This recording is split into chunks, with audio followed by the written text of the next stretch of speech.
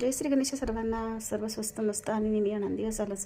तर आजचा दिवस माझ्यासाठी खूपच विशेष आहे, कारण की आज गुरुपुष्पामृत आहे आणि माझं गुरुवाराचं पारायण म्हणजे आजचा 21वा अध्याय आहे. आणि ह्या दिवशी मला तर खूपच म्हणजे खूप छान असं काहीतरी माझ्या मनाला समाधान मिळालेलं आहे. तर आज गुरुवार असल्यामुळे व शेवटचा गुरुवार आहे, 21वा अध्याय आहे, म्हणून संध्याकाळी छान अशी पूजा करून घेतली मस्त.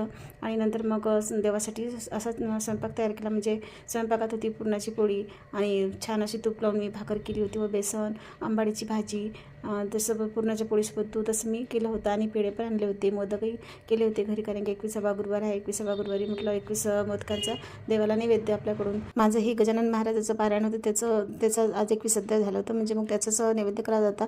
आणि गजानन महाराजाला ना बेसन, भाकर, आंबाडीची भाजी, कांदा वगैरे खूप आवडते. मग आम्ही म्हणजे 21 अध्याय झाले की आमचा गुरुवार असल्या की आम्ही तेच देवासाठी नैवेद्य करत असतो. आमच्याकडे पारायण जरी असलं ना तरी त्याचाच नैवेद्य करतात. मग नंतर आम्ही मस्त जेवण केलं व सर्वांनी तो प्रसाद घेतला. आणि मग नंतर दुसऱ्या दिवशी माझा फ्रीज खूपच घाण झालेला होता, मला तो साफ करायचा होता.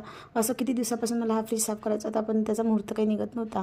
आणि उन्हाळ्यातनं कसं दिवस मोठा झालेला, पण उन्हाच्यानं गरमीच्यानं शिल्लक काम करायचा कंटाळा येतो. आणि धुळ्यामुळे तर घर किती स्वच्छ करत राहते, लगेचच खराब होऊन जात आहे.